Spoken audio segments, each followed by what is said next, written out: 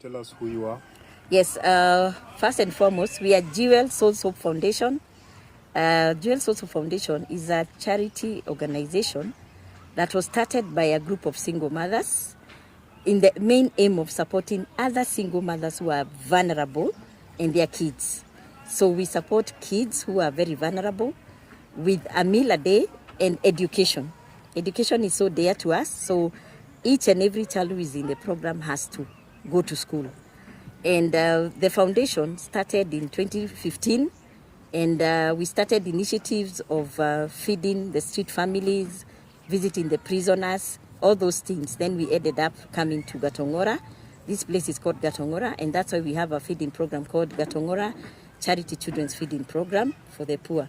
We work with the area community, and especially the Nyumba Kumi, to make sure we identify the very needy so that we can support those kids. We are supporting them even with education and reading materials, books, and school bags, and writing materials as well, so that we make sure that that child is in school. We are also giving scholarship.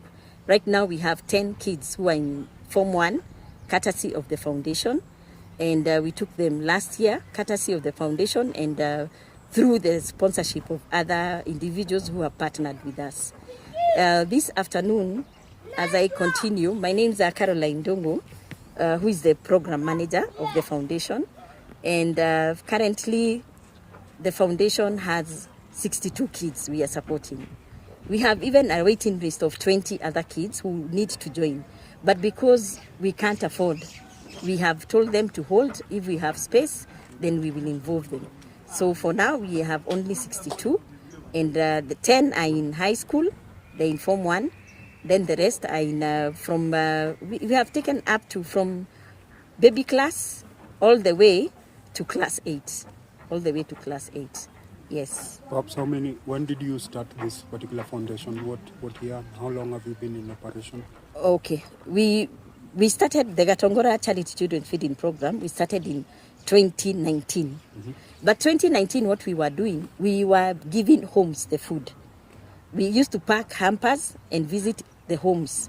But after some time in 2020, we realized the homes are just too many. Every time we are getting more. So we asked ourselves, what is the best way to take care of the kids? Because our main aim is to make sure that child is going to school with something in the stomach, because they used to sleep hungry. So that is how we started.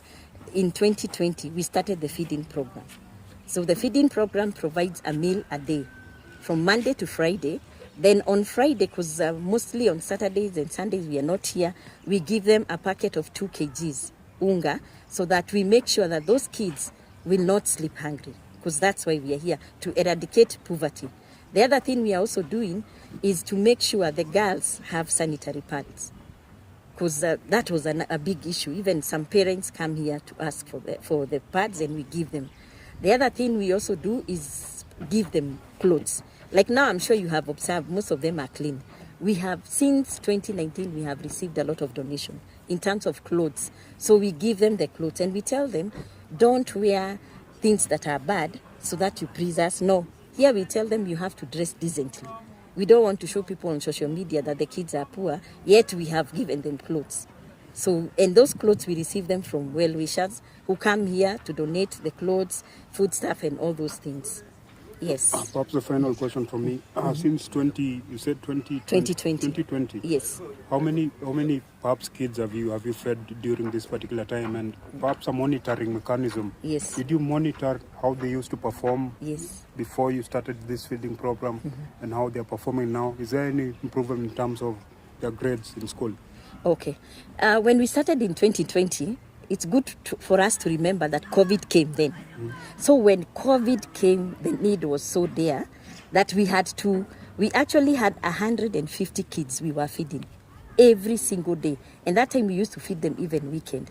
And that time we even used to feed some parents, because things were so bad that people never used to have food at home. So we used to cook a lot of food and give even the parents, so that we make sure that every home, at least they have had a meal a day. So for now, up to where we are, we have supported around 500 kids from this program. Some have relocated from this area because they are rental shanties, like mabati houses where they live. Some have relocated because of issues of employment, because currently the major issue we have is people getting employment. And our program, the people, most of the mothers, these are single mothers, they do laundry work, wamama wa kufua. Sasa saa zingine hizi kazi zinakosekana kabisa, lakini mimi nikikutana na wazazi huku wananiambia, mwalimu unafanya vizuri, kwa sababu afadhali mimi nilale njaa lakini mtoto wangu amekula. So that's why we say the impact is actually more than 1,000 people as per today.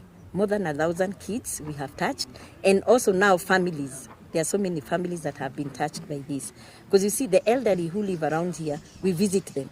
Those women who are sick and they are bedridden, we visit them. We also give them food hampers. Yeah.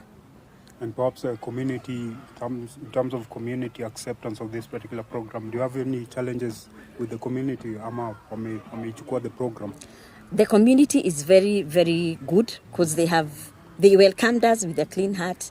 And every time you meet even people who live around here, they will always tell you what you are doing is so good. Continue doing it, because they saw, by the way, before we came, kids could even go to, these big apartments, they go to the pit, to the whatever pit they put the dustbins, yeah? Mm-hmm. They siphon food from there. I have witnesses of people who have shops. They tell us, wei, mimi nilikuwa nafungua nduka hivi, ni lazima nikae macho, kwa sababu mtoto atapita, anaiba chakula, anaiba banana kwa wamama wa soko, unaona, because there was lack of food. But after that, those things stopped. Security is good here. We don't have an issue. The kids are full. At least they are okay. If I can show you pictures of how we started, you will see most of the kids had ringworms. This because of unhealthy, they could not eat healthy. Because you can imagine, mzazi akikwambia tulikula ngumu jana. Ngumu na black tea. Na hiyo black tea haina sukari. You can imagine. So that is why we came to do that, to make sure that these kids can perform well in school. But then when we came, we had around 40 kids who have reached the age of going to school, but they were not in school. There were others who had dropped out of school because they were in small private schools that closed down in 2020 because of COVID. So they could not afford to join another school because of uniform, school bags, and there's a certain fee for the desk and all those that the government school asked for. So we came in, we made sure that all those kids who had attained the age of going to school, who are not going to school, and I have an example of Lawrence who had dropped out of school in grade 6, class 6 then. We took him back to school and he did his class 8 last year. So there's a lot of impact, and that's why the community is happy with what we are doing. Talking of Lawrence, yeah. And I see you have empowerment as part of the things you do. Yes. Please talk about that program and what you do with children that have dropped out of school. Yes. Children along, initiatives along that line. Okay. What we do, we want to find out, like Lawrence, he did his class 8. I want to talk about that particular case. He did class 8 last year. He got 246, of which it was good because he had dropped out of school for 2 good years when we took him. So he told me he doesn't feel like he wants to go to high school because he has a talent, and I'm sure you'll see what talent he has. He makes some radios from scrap, and he can make a very good radio.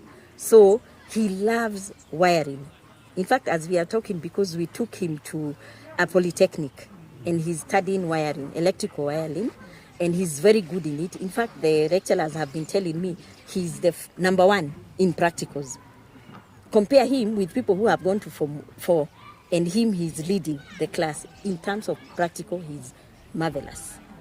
He's marvelous. So, and he's not the only one. We have others we have taken for saloon work.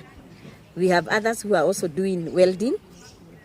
And one of them have even already finished welding, and he's also now working on his own. He dropped out in class 7. He was too big, and there's no way we would have taken him to primary school. So we asked him, well, how can we help you so that you can turn around your life? So he said he wanted to do welding, and we facilitated that through partnership of well-wishers. Yes. Where do you source your food from? We source our food from well-wishers, that I can tell you. We do a lot of social media, telling people, tell a friend to tell a friend. And we get families also, and chamas, and churches, plus organization, and temples, and companies who partner with us. We have had people like even Jamia Mosque have supported us. The temple, Radio Temple, Hindu Temple have been supporting us. We have a church here called Grace Community Church that has been supporting us. I come from the Catholic Church. They have also held our hands. And a lot of my friends and the friends of other of our board members have been coming in and supporting us. And I don't want to forget, one of our major support that we get is from Rockey Africa. Rockey Africa has held our hands. When I look at this kitchen, they gave us the equipment, that cooker, the energy saving jiko. They are the ones who made it for us, and it is helping us to cook for these kids. They also gave us computers. You will go inside and you'll see the computers. So now the kids have just started introduction to computers. They are learning computer skills. We have also received books and a lot of food stuff. Every time Rockey Africa, they have anything, they will always give a shout out. We have this in our shambas. Do you want? Yeah. So that is how we manage up to where we are. And I can assure you, there is no day that we have closed this program because we don't have food. Our Lord Jesus Christ has made that very happen, because people ask me, how come you people don't have international donors? We do not have any international donors. Even we don't know how we get those ones, as we are supported by the local community in Kenya. Any other question? You mentioned security. Yes. How is it Security-wise, when we started, we were a bit afraid, yeah, because of, people could see food stuff coming, and especially in 2020, we got a lot of help from even the Chinese embassy and the Asian community in Westlands. So we used to bring a lot of food.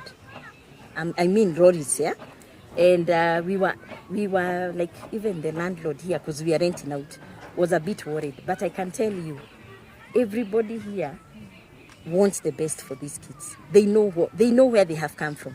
So nobody tries to joke around with this place.